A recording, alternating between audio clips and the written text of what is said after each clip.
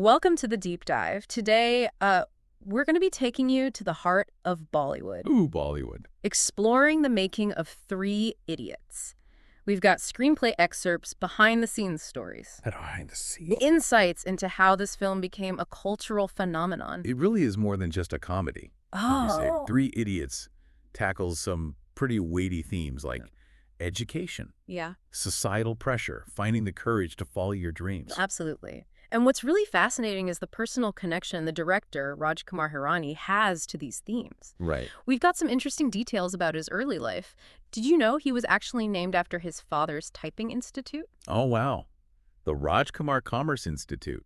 It's not your typical namesake, No. but you can see that entrepreneurial spirit reflected in Three Idiots, too. Yeah, it makes you wonder if Rancho's inventive nature was inspired by Hirani's own experiences. Right. Hirani even helped out at the institute teaching typing and repairing calculators.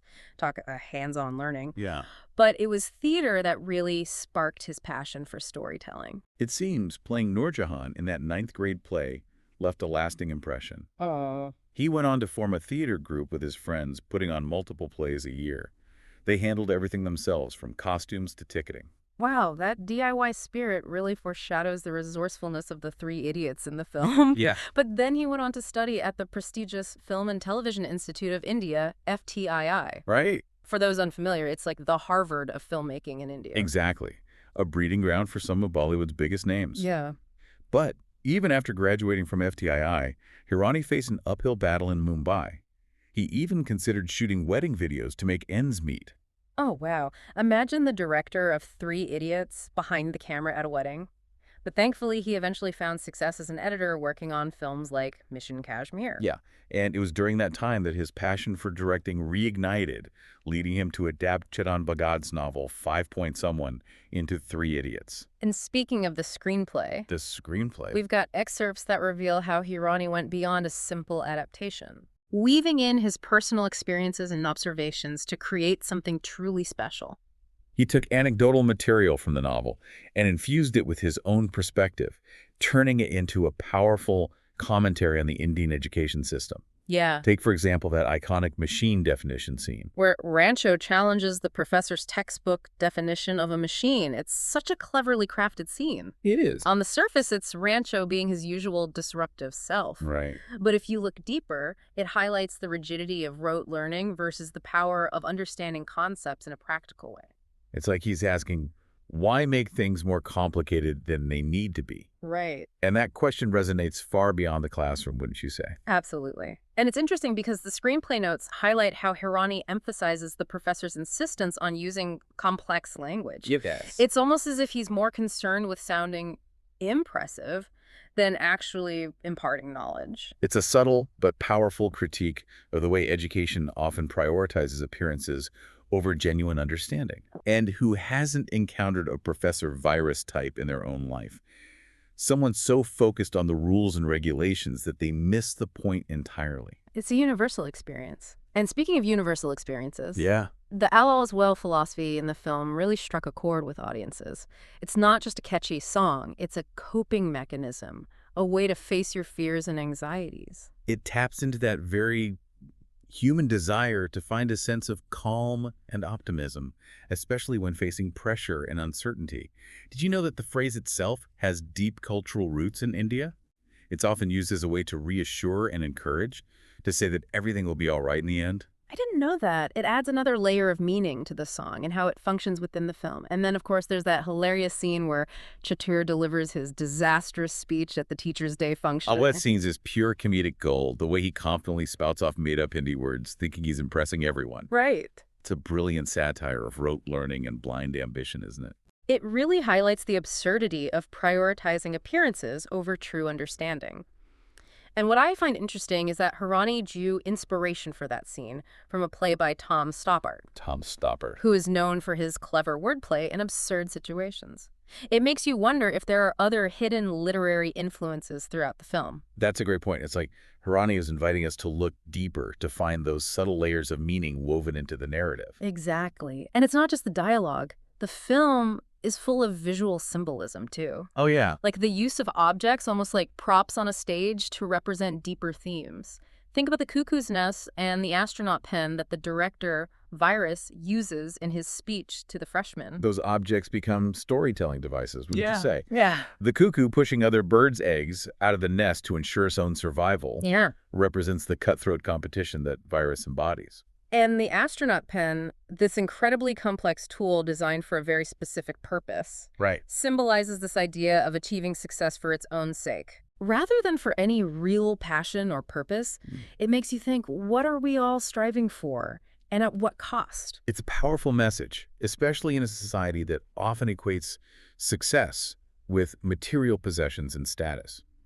It's like Hirani is urging us to question those societal norms, to consider what truly matters in life. It's so cleverly done. And what's interesting is that Hirani refers to these objects as the DNA of the film, The old DNA. suggesting that they hold the key to understanding its core message. It's like he's inviting us to decode the film, to look beyond the surface and uncover the deeper layers of meaning. Exactly. And speaking of deeper layers, we can't move on without talking about the casting. A casting. Who would have thought that Amir Khan, Mr. Perfectionist himself, was initially reluctant to play Rancho? Right.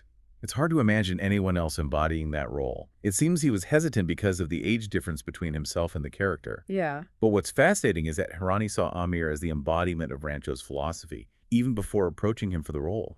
He admired Amir's unconventional career choices, Yeah. his dedication to his craft, and his willingness to challenge the status quo. He saw those qualities reflected in Rancho's character and felt that Amir could bring an authenticity to the role that went beyond mere acting. It's almost like he was casting a real-life Rancho.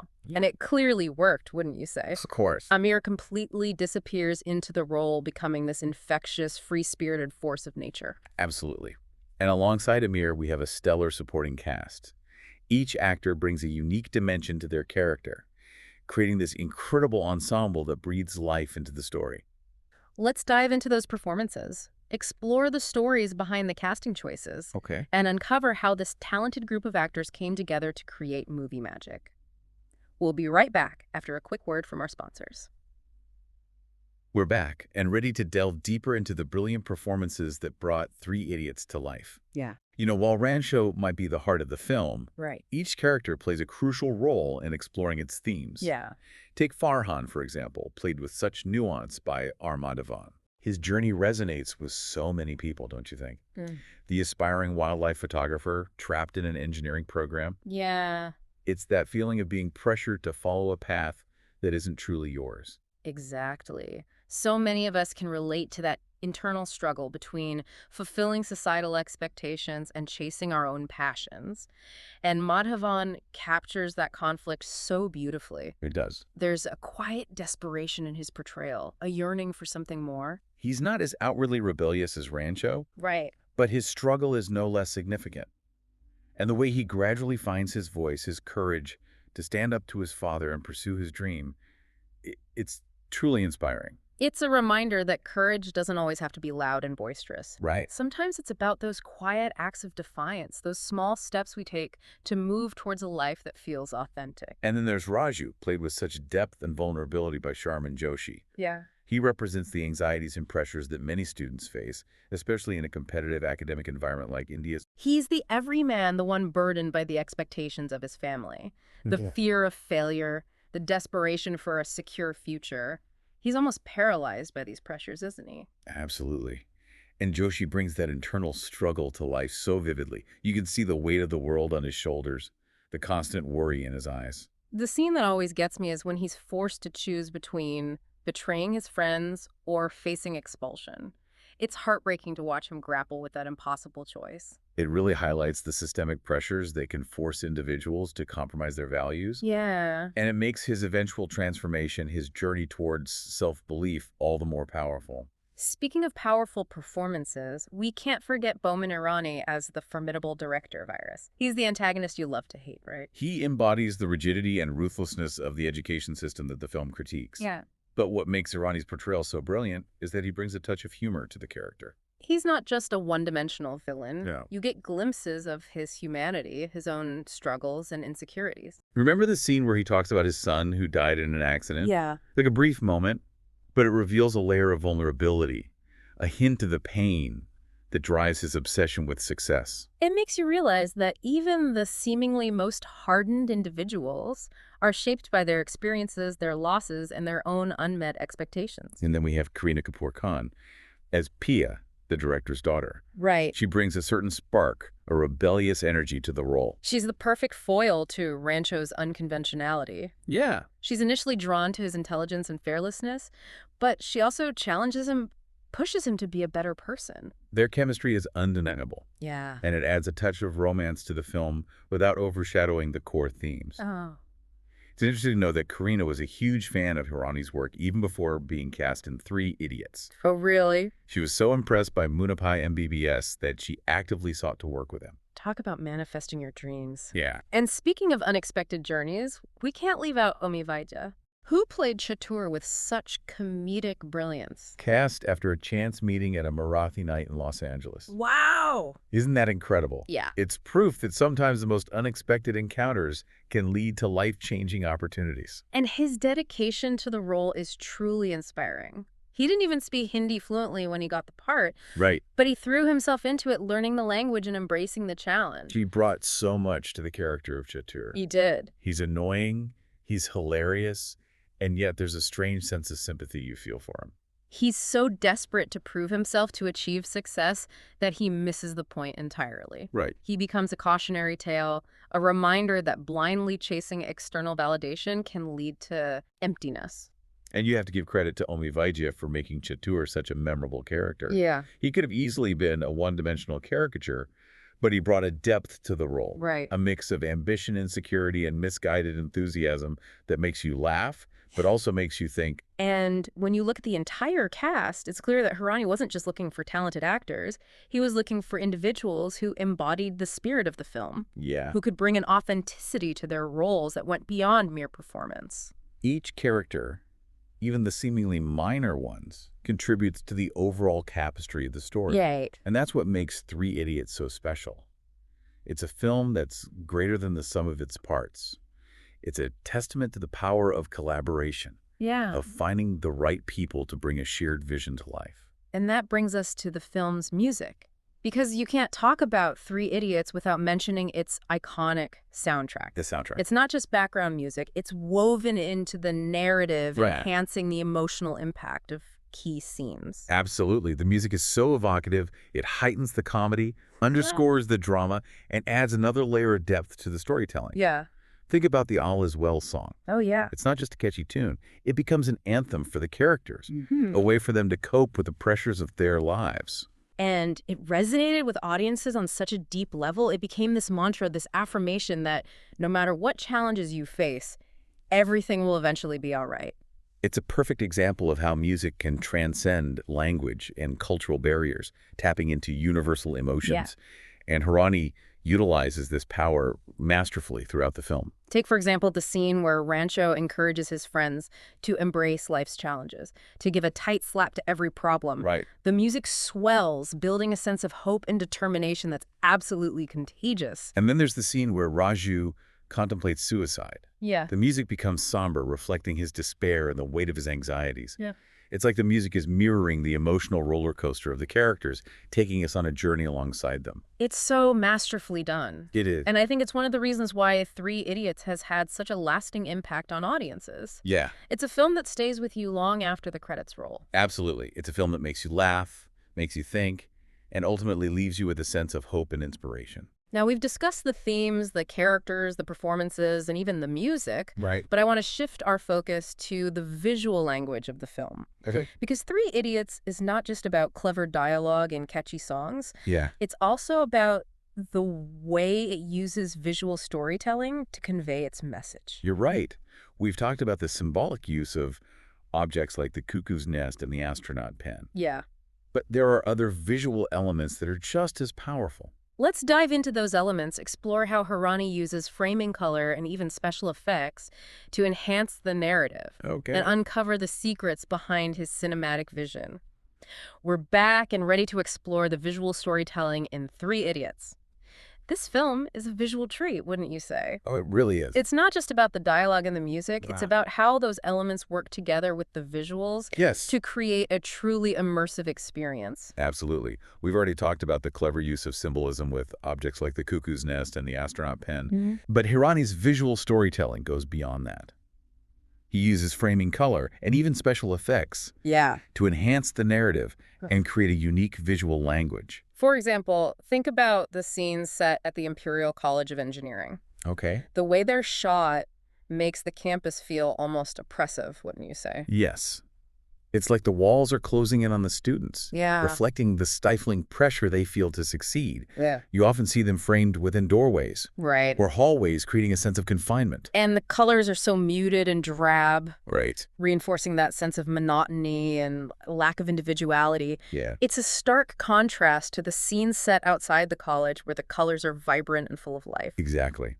Remember the scene where Rancho takes his friends on that impromptu trip to Ladakh? Oh, yeah. The wide open spaces, the breathtaking landscapes, Right. and the vibrant colors reflect a sense of freedom and liberation that's directly opposed to the confines of the college.